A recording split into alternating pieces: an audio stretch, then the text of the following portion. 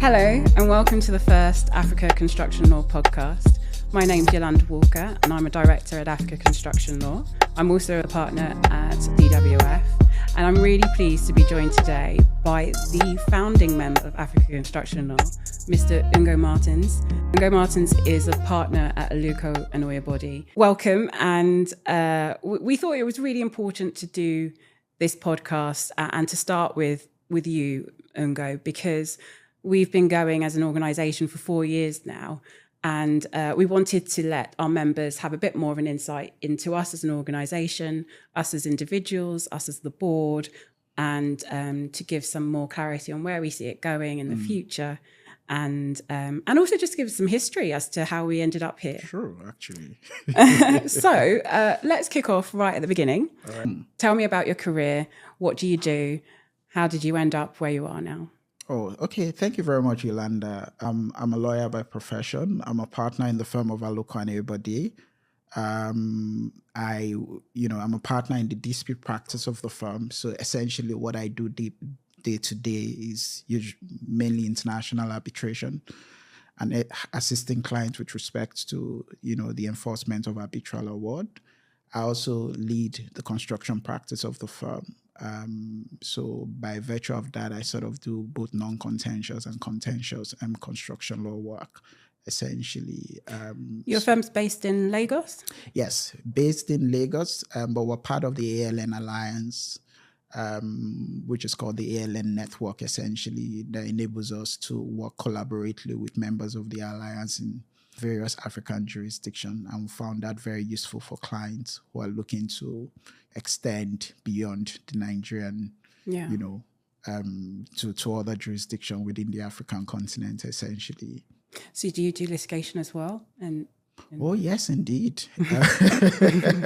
Yes, indeed, actually. So all my life, I've worked as a dispute lawyer. So it's the full range of dispute resolution, from litigation to arbitration to mediation, and all whatnot. Yeah. So why law? How did you end up in law?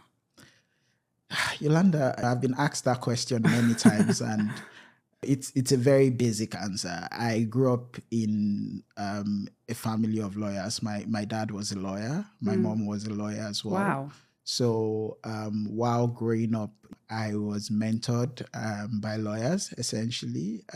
I remember back then, even while I was in secondary school, when we're done with school, my mom used to work in one of the top law firms on the island back then. So I would leave school and go to our office, right? And just being in our office, seeing how things operated in a very structured, environment was quite very useful. From time to time, I went to my dad's office and we went to court together, just experiencing the whole courts, I don't want to call it theatrics, but the whole court action basically was quite very thrilling. So yes, that contributed a lot in my eventual aspirations to become a lawyer. Yeah. Wow, that's really interesting. 2 lawyers as parents. Neither of my parents are lawyers, although my granddad was. So why construction law? Because you mentioned that you were a dispute lawyer. You are a dispute lawyer, sorry, and you've ended up setting up this massive organisation that has this specialism behind it, construction law. Yes, indeed. How did you end up coming to specialise in construction law as an area of expertise? In 2015, I think I was at a very I was at that point in my career where I was asking myself a lot of questions. What do I want to do? Do I want to continue as a lawyer? And if I wanted to continue as a lawyer, what was the motivation for doing so? And that was because I experienced a lot of discouragement, especially as a dispute lawyer. One of those things that contributed to the discouragement was because of the legal framework and how the court system operated in Nigeria. And I must say many African countries as well. You had protracted delays in the court system. You give advice to clients, and clients are asking you for a time frame for, for instance, an interim injunction or a decision of the court, and it was difficult for you to give those sort of time frame with any form of certainty. And in those cases where you even give an estimated timeline, And then you find that a year after, we're not close to the solution yet. There's a lot of discontent with the client. And there was a lot of technicalities in our court system. And I was beginning to wonder whether, that's the way to go. I wanted a fulfilling career, and I wanted to do something and contribute to the growth of the economy, essentially. So 2 things happened. Number one, I said to myself that I wanted to be an international arbitration lawyer. That was the motivation to continue, because for me, arbitration did 2 things for me. Number one, arbitration had an international character. I've always wanted to have an international career. It gave me an opportunity to play internationally and engage my peers in, in multiple jurisdictions beyond Nigeria. It was also closer to what I do as a dispute lawyer, and I wanted to invest and focus a lot more in the arbitration space. But it's one thing to want to practice in that space. It's another thing to gain the kind of visibility you want in the markets, because arbitration, at least specifically in Nigeria, is a very crowded market, as you would know. We have a lot of players there. In addition to that, I think there was also challenges with respect to opportunities for young people as well. That's still a challenge, though, isn't it? Exactly. Yeah. So because of that, I think I made a conscious decision that I wanted to develop a niche for myself, and that allow me to gain visibility in the market within the international arbitration space. But what that niche would be, I didn't know. I think until when, as God we had it, I, applied for the 𝐓𝐡𝐞 program, and I think I was among... I think that's when we first met, Yes, wasn't that was when we first met. Yeah. And I'm coming to that soon, but I was among, I think, 30 people from across various African countries that was selected for the 𝐓𝐡𝐞 program. So the way the 𝐓𝐡𝐞 work, you do a 2 or 3 weeks training in London, and then afterwards you're seconded to international law firms. So I was seconded to St. Mason, and I think Keating Chambers. Now it's interesting because these 2 firms or entity are heavily construction law focused organization. So I worked for about 3 to 4 months at St. Mason in their London office, and that was where I first met met Yolanda. I mean, it was quite interesting. But I think the unique thing for me, that experience was, a turning point in my career, because for the first time, I realized that there was such a discipline like, construction law, where you had professionals who were dedicated and specialized in the field of construction law. I was involved in a good number of disputes in that space. I, attended various construction law focused events, and just the collegiality and how construction professionals from across different fields, how they engage, how they related, was quite interesting to me. I wasn't seeing this in the Nigerian market. I wasn't seeing this in many African, markets. That was my first interest in construction law. And then I began to investigate it further, right? I said to myself, well, this sat very well with arbitration for me, because arbitration is the way many construction disputes are resolved. Yes, so it's just sort of fit very well into what I wanted in a career. And again, we have a situation in Africa where there is a huge infrastructural deficit. And for us to move from where we are to the next phase of our development as a continent, we need to fill that gap in some form. And construction becomes that key vehicle in actually transitioning from where we are to being a more developed economy. So those were some of the attractions for me. I began to ask myself many questions about things around capacity building on the continent, developing skills and knowledge in that space. This was my interaction and how I started engaging in the field of construction, essentially. And I share the same journey in a way. Although I, practice in London, I've always practiced in London. I was very keen to work on the continent, to work in Africa, to do work in Africa. My parents are Nigerian, I'm Nigerian, and I wanted a link to that. And so I share that. I wanted to be an international arbitration lawyer. And one way to do that was to combine an area of expertise in law, construction, with international arbitration, an alternative form of dispute resolution, and edge my way towards projects that were in Africa. And to be honest, I've not looked back since, coupling those two up, and the area of expertise that construction law is so specialist. But you're right, it's joined up as well. The stakeholders within this area are joined up. The consultants, the lawyers, the experts. It's quite it's a network. So moving on, then you start practicing construction law in Nigeria. You start to develop that, but you also do a bit of marketing. I even remember an event that your firm put on, which was construction disputes only. It was huge, absolutely huge in Lagos that I attended. And that was pre-ACL days. Correct. So where did it go from there? I decided that, I wanted to develop an expertise in this space. And I think one of the challenges I faced immediately was that knowledge gap, right? I discovered that this is a very technical and specialist area. So there was a need to actually, acquire and build your knowledge base in order to be able to engage meaningfully in this space, essentially. So I decided to take out time to go to King's College, where I acquired an MSc in construction law and dispute resolution. So I think I took a 1 or 2 year sabbatical to just to acquire more knowledge and skills, essentially. And when I was done, I want to work on the African continent. I wanted to contribute my knowledge and my skill and see what we can do in Africa. And one of the challenges I noticed immediately was belonging to an organization that allowed us to be able to engage as construction law professionals. And I think I was seeking that organization. So you're very correct. One of the things we did was an event organized by LASIAC.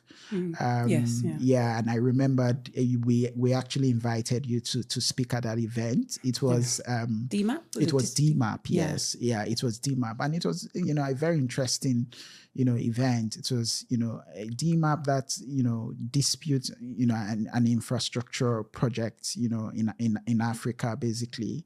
So yeah, that was how we got to that event. It was all about how do we build capacity and increase awareness. But the engagement was incredible. It was extremely well attended. It was extremely well attended. We had, if I remember, we had the Minister of Works, of Works at the time. I think it was just pre-election time as well, because he was speaking it was all very relevant to what you know. Yes, absolutely. It attracted a lot of attention at the time.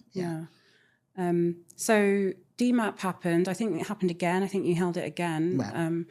And then what? This is pre-COVID, isn't it, or just around? That was pre-COVID, actually. I think you and I belonged to an organization at the time, the Society of Construction Law Nigeria, where we were trying to. That's where we were reintroduced again. That was where we were reintroduced. It was interesting because we shared similar passion. We wanted to, promote construction law in Africa and ensure that we didn't have just very few professionals in that space, but we wanted to build capacity so that we could increase the awareness and interest and have people develop expertise in the field of construction law. So that was one organization we're trying to see how to progress, especially in the Nigerian market. But unfortunately, things didn't go quite to plan because of certain challenges. That was then how we got to ACL, because it became clear that we needed to. We had a vision. You had a vision. We wanted to do something a lot bigger and not be confined. Exactly, and not be confined, basically. So that was it. I mean, we needed that platform. So that brought about, capacity building and engagement, how to be able to equip professionals to understand that construction law is a very structured discipline, and to see how professionals can acquire knowledge in this space and to be able to engage, basically. So things around capacity building, networking for the purposes of exchanging ideas and learning. Yeah. One of the challenges for me, Yolanda, is the fact that while schooling at King's College, all the illustrations, right, were mainly from projects around Europe. Yes. Mainly for projects around Europe. There was little or no conversation about the African continent. No conversation about how the law was developing on the African continent. And we know that there's quite a lot of investment here. There's quite a lot of projects that are happening on the continent. There's quite a lot of activities. Even when you look at the ICC and the LCI statistics, most of the disputes about most of the disputes being project and construction and even energy related, and all whatnot. So for me, I thought that there was a need to ensure that Africa was involved in those global conversation and engagement. I think you're absolutely right. Yeah. So 2020, and I get I think I get a WhatsApp from you. And it went along the lines of, Yolanda, I'm interested in setting up something called Africa Construction Law, doing a bit of a review on the law in Africa. Are you in? And I think I was actually on maternity leave at the time with my third child, and was like going out of my mind because it was COVID and I couldn't really leave the house. And I saw your message and I thought, 100%, count me in. So that was my introduction to this idea. Obviously, we'd been on the Society of Construction Law for Nigeria together, and my outlook has always been from the UK. So you do have the very well established the Society of Construction Law there. You have a very, very well established construction network, and then you have the Specialist Technology and Construction Court. And so I've always practiced in that specialist arena. And when I turned to Africa and saw you had general practitioners mainly, and not many specialist construction lawyers. I think you were just a breath of fresh air, that you warmed to it, you wanted to promote it. And then it's that exercise of just being passionate about passing on expertise, showing practitioners in Africa that this could really be a career for you. And the technical nature of disputes that arise out of construction projects needs more attention if Africa is to meet or to address the infrastructure deficit. So after the text message to me, what happened? Who else did you reach out to? Let's bring the other board members in. How did you go about starting the ACL? That's a very good question. So, after, a lot of work trying to articulate what this vision is all about and the justification for this vision, it was very important to get the right people with the right heart for the purposes of bringing this vision to life. So I went about reaching out to people within my network for the purposes of coming on board the ACL to build this together. One of the reasons why I reached out to you, yes, I think we first of all had a very brief stint at St. Mason, but I think when we really began to work together was when we were part of the, steering committee of the ACL Nigeria. Yeah. And one of the things that caught my attention was how very passionate you were about wanting to bring this vision to life in Nigeria at the time. And when I thought about, setting up the ACL, one of the names that came to mind certainly was Yolanda.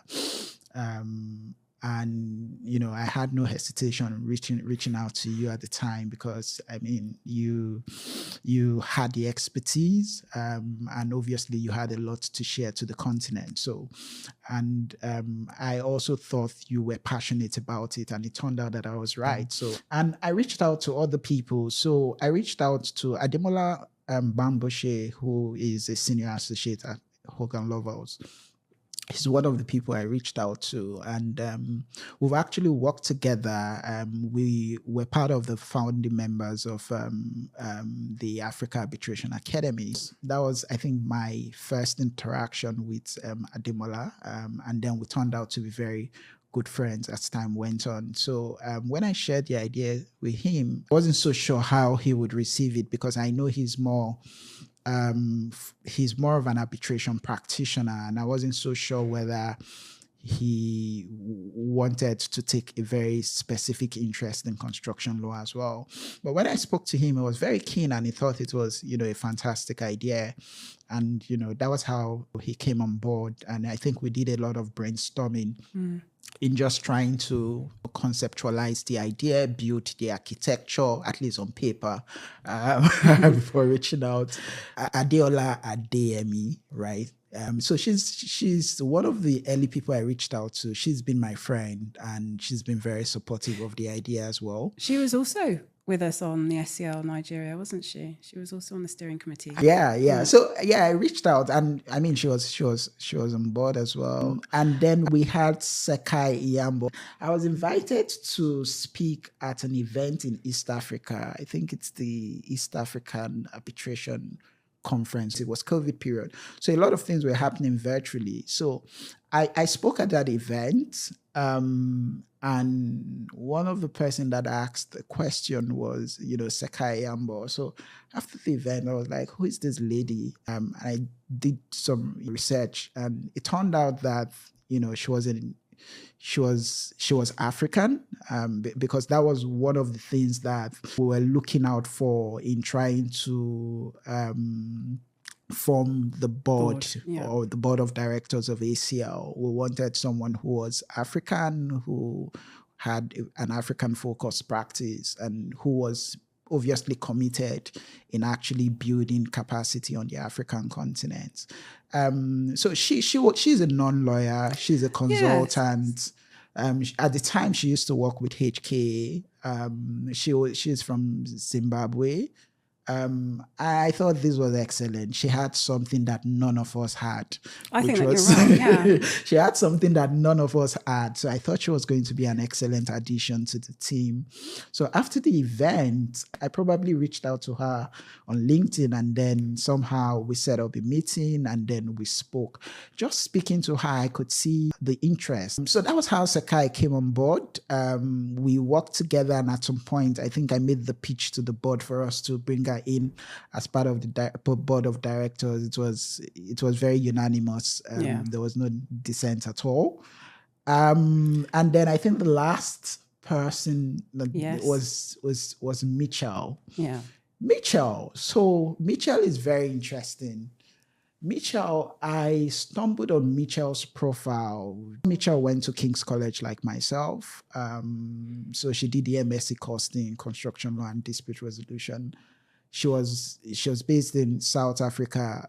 She had a focused practice on, international arbitration and, construction law. So this was excellent. I thought that this was natural for her to be part of this type of initiative. And then I reached out to her, and she sounded keen. So she came on board, first of all, as, country rep of South Africa. And then shortly afterwards, she became sub-regional rep of the Southern African region. That gave us an opportunity to work more closely with her. And I think it was clear when we saw how brilliant Mitchell was. And it was a no-brainer.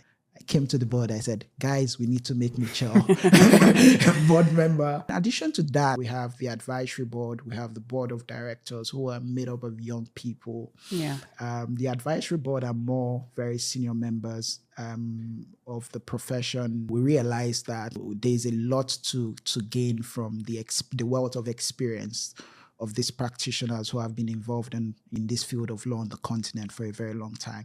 So we had to reach out to each one of them. Currently, I think they're about 12 or 13. Yeah. And they've been super supportive of the ACL initiative. And that's what we needed at the start, didn't we? Absolutely. We needed that kind of background of people that would support what we were doing. Indeed. And actually help us communicate what we were doing as well. Absolutely. So what about sub-regional coordinators? Tell me about what these posts are. I think one of the things we recognized very early is we came up with this vision that it was envisioned as a Pan-African initiative, and therefore we had to be making an effort to cover the entire African continent. But what we recognized, or what we realized immediately, is Africa is not a country. No, it's often people lump it in as like, oh, you do work in Africa, but actually it's it's made not up a country. It's a continent made up of about 54 countries.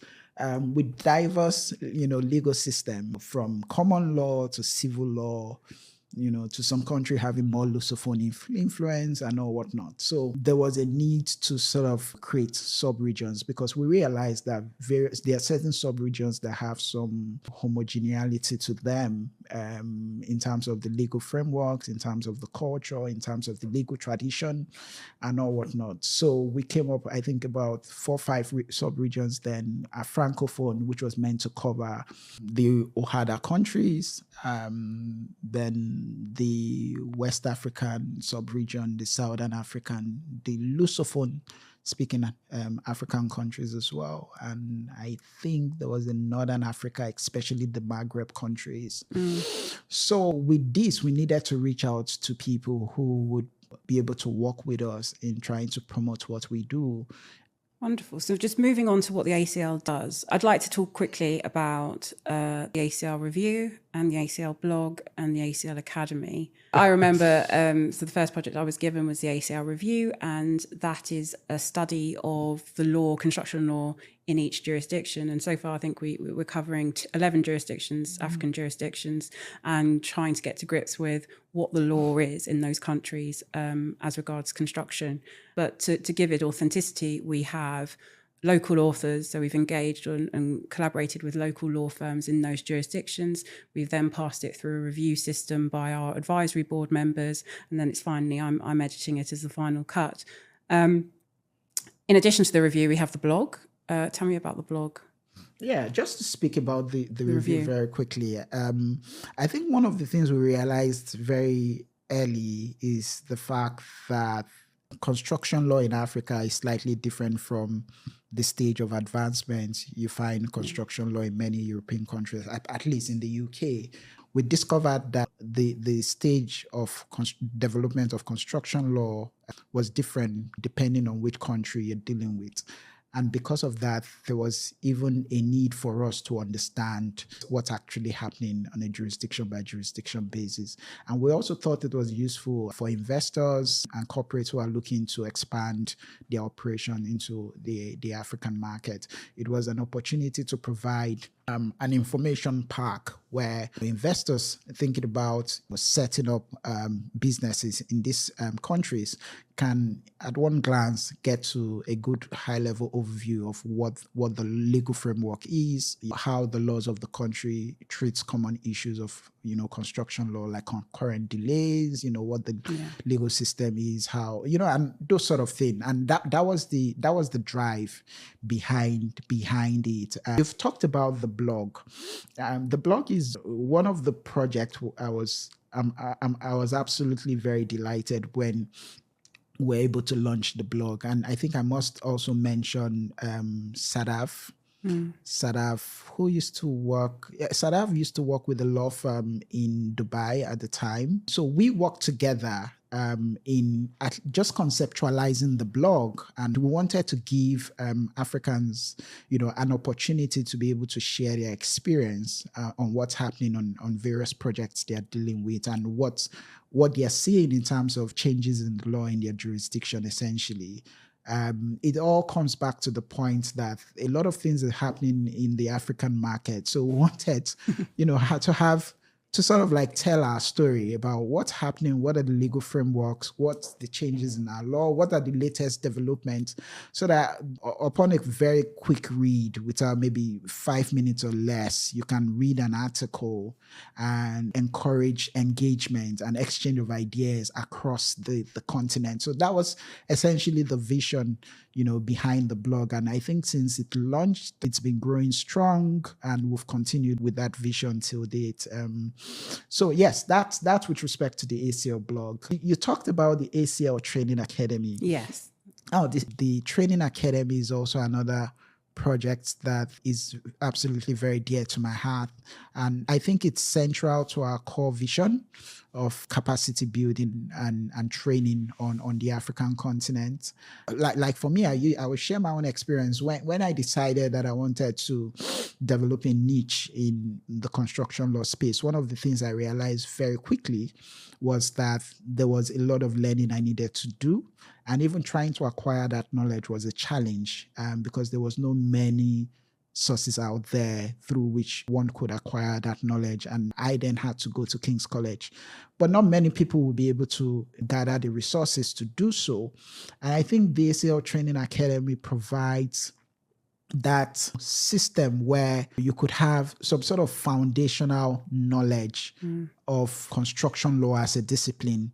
Many people working on projects, either in-house or in law firm, essentially come across various issues without understanding that there are certain nuances to it. And I think that's what a structured system of knowledge like what the ACL Training Academy does actually gives to you. Yeah, it's a great introduction, a great starter to construction law. But I just wanted to ask you some quick fire questions, actually, just so we can get to know you and everybody can get to know you a bit better as the founder. It's just one answer, please, quite quickly. What's your favorite day of the week? I would say Friday. Texting or talking? Talking. Any day, anytime. Talking. Okay. Egusi or okra? Egusi. Invisibility or super strength? I would say super strength. Tea or coffee? Tea. Summer or winter? Summer. Android or iPhone? Android. Marvel or DC? DC. Burner Boy or WizKid? Whiskey. Thank you. Right, finally, the journey is just begun, really, but we are seeing, growth for ACL and we're raising its profile, and it's great to see the engagement that we're getting. What do you imagine is in store for the next 5 years for the ACL? I think we need to look back and imagine how have we gotten to where we are. And when I think about it, I think it's the uniqueness of the vision. Essentially, there are not many organizations like us out there, either in the African continent or even outside the African continent. I know you have the European Society of Construction Law trying to achieve pan-European, but besides that, I don't see it anywhere in America or anywhere else. And I think ACL is unique in terms of its vision. I think in terms of the product we sell, which is construction law, and how we've been able to adapt the message of construction law within the African context is quite special. Yolanda, we hold events, we hold conferences, and there is one recurring theme. People come back with the feedback to say, oh, the content is great. Or the content is much needed. So just identifying that gap in the market and how we've been able to plug that gap, I think it's unique. I think the caliber of our people, having a team which is dedicated and, more importantly, passionate about driving the ACL vision is special. Sometimes when I think about it, I just think I'm blessed.